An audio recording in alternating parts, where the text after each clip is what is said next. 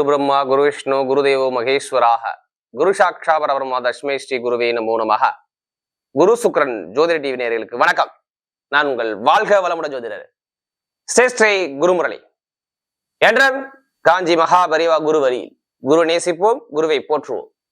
அன்பார்ந்த குருவாரிஸ் அன்பர்களே, இன்றைக்கு பார்க்கக்கூடிய பெயர்ச்சி, நம்ம எல்லா பயிற்சியும் பார்த்தோம். ஃபர்ஸ்ட் சனி பகவானுடைய பயிற்சி பார்த்தோம், அடுத்து குரு பகவானுடைய பயிற்சி பார்த்தோம், ராகு கேது பயிற்சி பார்த்தோம். இப்ப எல்லாமே சேர்த்தாப்புல ஒரே வீடியோ. இந்த 3 பெயர்ச்சியுமே 12 ராசிக்கும் எப்படிப்பட்ட ராஜயோகத்தை கொடுக்க போகுது நல்லா பார்த்துக்குங்க. பொதுவா இந்த 3 கிரகம் தான் ஒருடைய ராசியில அதிக நாட்கள் பயணிக்கக்கூடிய கிரகம். சனி பகவான் 2.5 வருஷம் ஒரு ராசியில சஞ்சாரம் செய்வார். ராகு கேது 1.5 வருஷம் சஞ்சாரம் செய்வாங்க. குரு பகவான் 1 வருஷம் சஞ்சாரம் செய்வாங்க. இப்ப இந்த 3 கிரகமுமே இப்ப இந்த பயிற்சி அடைஞ்ச உடனே உங்களுக்கு எப்படிப்பட்ட ராஜயோகத்தை கொடுக்க போறாரு. ஏன்னா சனி பகவானை கண்டு யாரும் பயப்படாம இருக்க மாட்டாங்க. சனி கொடுக்க யார் தடுப்பாருன்னு சொல்லுவாங்க. ராகு கேது பார்த்தாவே எல்லாருமே ஜாதக நோட் எடுத்து டக்குன்னு பார்ப்பாங்க. அப்படிப்பட்ட இந்த 3 பெயர்ச்சியுமே 12 ராசிக்கும் எப்படிப்பட்ட யோகம் வரப்போகுது.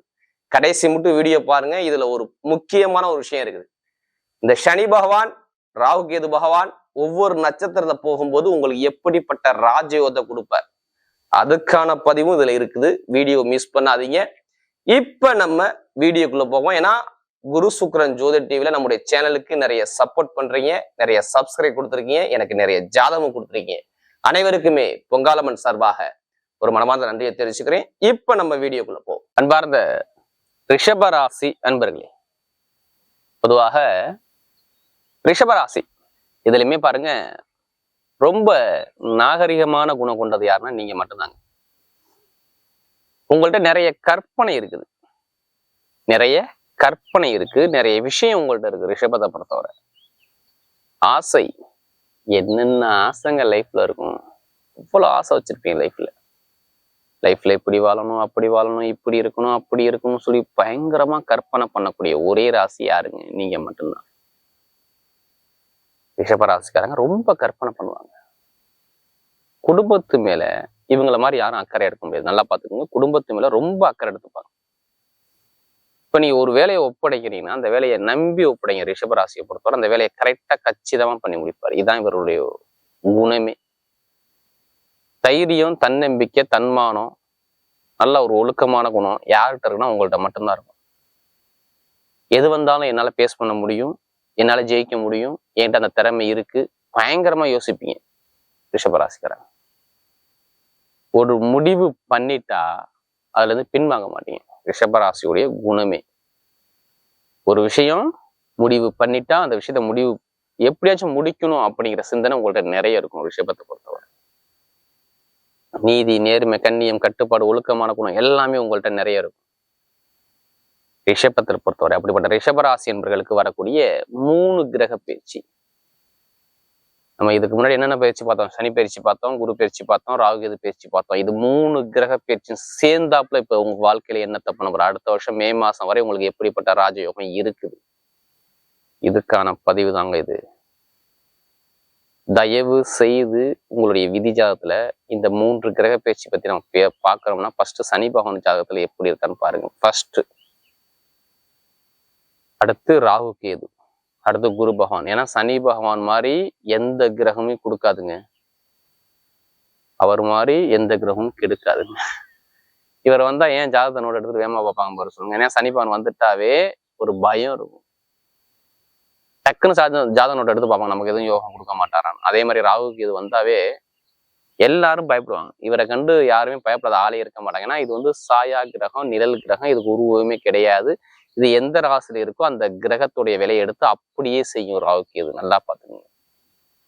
அப்ப ஜாதகத்துல ராகு கேது, சனி பகவான் இந்த கிரகம் மட்டும்தான் ஒருவருடைய ஜாதகத்துல அதிக நாள் பயணிக்கும். அதிக நாட்கள் திசைகள் கொண்ட ஒரே கிரகம் எதுனா இந்த ராகு கேது தான். ராகு பகவானும் சனி பகவானும் இதெல்லாம் அதிக நாட்கள் பயணிக்கும் ஒரு ராசியில ராகு கேது. அடுத்து குரு பகவான், இவரை கண்டு மட்டும்தான் எல்லாருமே நிம்மதியா இருப்பாங்க. குரு வந்தா கோடி நன்மைன்னு சொல்லுவாங்க. இவருக்கு மட்டும்தான் நல்ல ஒரு பேர். இயற்கையில சுப கிரகம்னா குரு பகவான் மட்டும்தான். ஆனா இந்த 3 கிரகத்தை கண்டு பயப்படாத ஆளே இருக்க மாட்டாங்க. ராகு கேது பிளஸ் சனி பகவான்.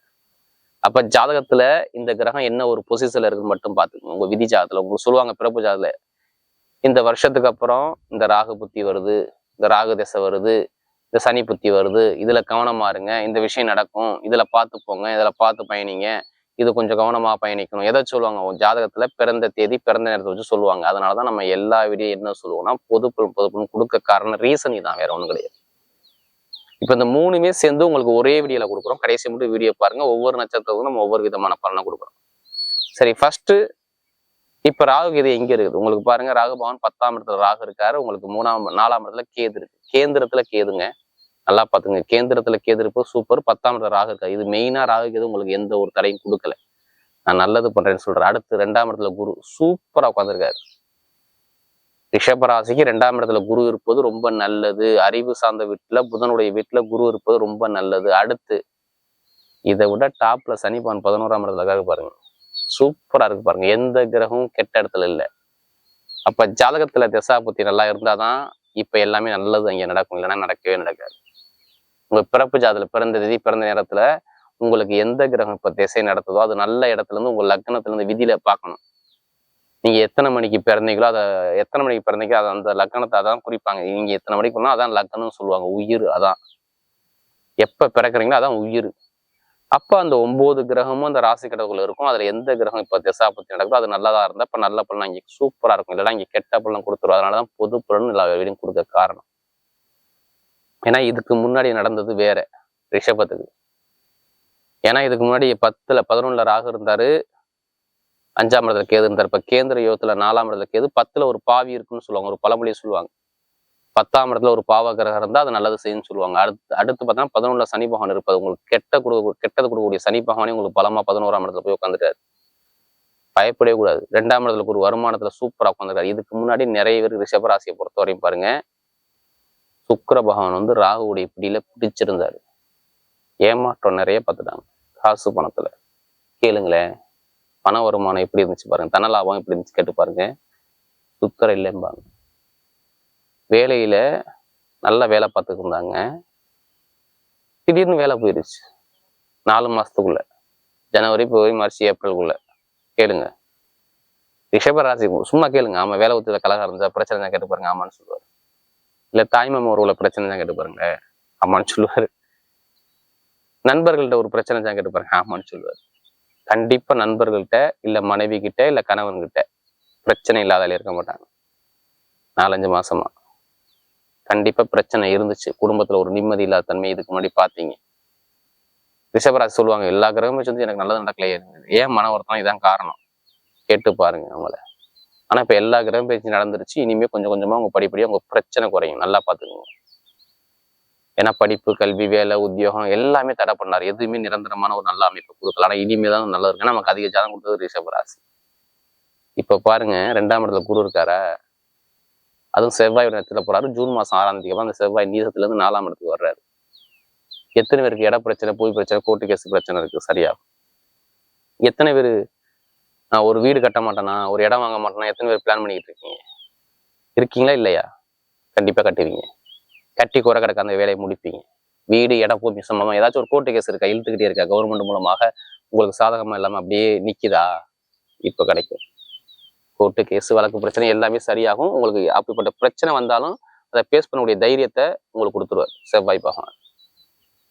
ஏன்னா வழக்குன்னா செவ்வாய் 7 அடிதடி கிரகம் 4ஆம் இடத்துல போய் உட்காந்துருக்கு. நெருப்பு கிரகத்தோட சேர்ந்து தான் உட்காந்துருக்கு. கண்டிப்பா பிரச்சனை சால்வ் ஆகும். இப்போ வழக்கு பிரச்சனை, இட பிரச்சனை, பூர்வீக சொத்து பிரச்சனை சரியாகும். வீடு கட்டுறது, வண்டி வாங்குறது, வாகனம் வாங்குறது எல்லாமே இந்த வருஷத்துல நீங்க வாங்குவீங்க. மே மாசத்துக்குள்ள பாருங்க, அடுத்த மேக்குள்ள சூப்பரா இருக்கும். அதே மாதிரி பாருங்க, நிறைய பேருக்கு பூர்வீக சொத்து, பூர்வீக பிரச்சனை சரியாகும். வேலை கிடைக்காத அனைவருக்கும் வேலை உத்தியோகம் நல்ல வேலையா கிடைக்கும். எதிர்பார்க்காத அளவுக்கு சூப்பர் வேலையா கிடைக்கும். நல்ல வேலை அனுகூலத்துல கண்டிப்பா நீங்க போவீங்க. அதுக்கான நேரம் வந்துடும் உங்களுக்கு. ஒரே காரணம் தான், வேற ஒண்ணு. சனி பகவான் ஸ்ட்ரைட்டா குருவோடைய பார்வை 6ஆம் இடத்துல படுது. வேற ஒண்ணுமே கிடையாது. குரு பகவானும் வேலையை பாக்குறாரு. நான் ப்ரொமோஷன் வேலையை நான் கொடுப்பேன்னு சொல்லி உட்காந்துருக்காரு. அப்ப ஜாதகம் யாருக்கெல்லாம் குரு இருக்கோ இப்ப நிரந்தர வேலையில சூப்பரான வேலை, ப்ரொமோஷன். எனக்கு பின்னாடி வேலை பார்த்தோம்னா ப்ரொமோஷன் என்ன வாங்க முடியாது. ஆனா இப்ப நீங்க வாங்குவீங்க. வேற கண்ட்ரி விட்டே கண்ட்ரி மாறலாம். இங்கே வேலை பார்க்கணும் ப்ரொமோஷன் ஆகும். நிறைய பேர் அரசாங்க எக்ஸாம் தைரியமா எழுதிருங்க. யார் லக்னத்தோட சூரிய இருக்கோ அவங்க மட்டும் எழுதுங்க, மற்றவங்க எழுத வேண்டாம். யார் லக்னத்தோட சூரிய இருக்கோ அவங்க மட்டும் ரிஷபராசி அரசாங்க வேலைக்கு எழுதுங்க. ரிசல்ட் சூப்பரா இருக்கும். கண்டிப்பா நல்லா இருக்கும். மேக்சிமம் ஒரு 6 மாசத்துக்குள்ள வேலை கிடைச்சோம் அரசாங்க வேலை. திருமண வாழ்க்கையில் உள்ள தடைகள் நீங்கிருங்க. திருமணத்துல இனிமேல் எந்த ஒரு பிரச்சனையும் உங்களுக்கு வராது.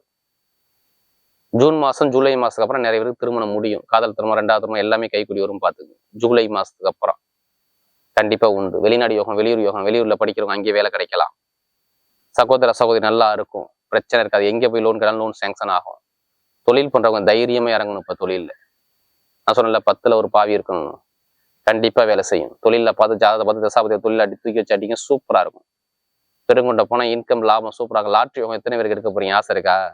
எடுங்க, தைரியமா எடுங்க. லாட்ரி யோகம் கண்டிப்பா சனி பவன் நல்லா இருந்தா மட்டும் எடுங்க, மற்ற கிரகங்கள்லாம் எடுக்காதீங்க.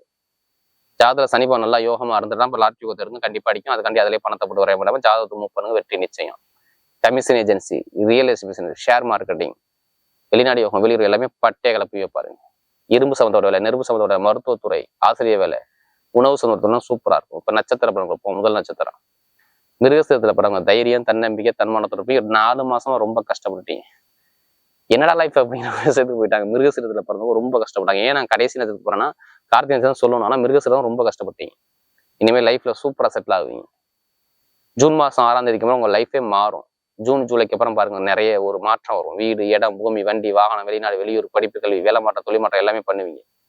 திருமணத்தில் உள்ள தடை இருக்கும். காதல் திருமணம், 2வது திருமணம் எல்லாமே ஓகே ஆகும். எந்த ஒரு பிரச்சனை இல்லாம போகும். குழந்தை பாக்கியம் நிறைய கிடைக்கும். பார்த்து அடுத்து பார்த்தீங்கன்னா கார்த்திகை பிறந்தவங்க நீதி, நேர்மை, கண்ணியம், கட்டுப்பாடு, ஒழுக்கமான குணம், தன்மையான குணம் எல்லாமே இருக்கும்.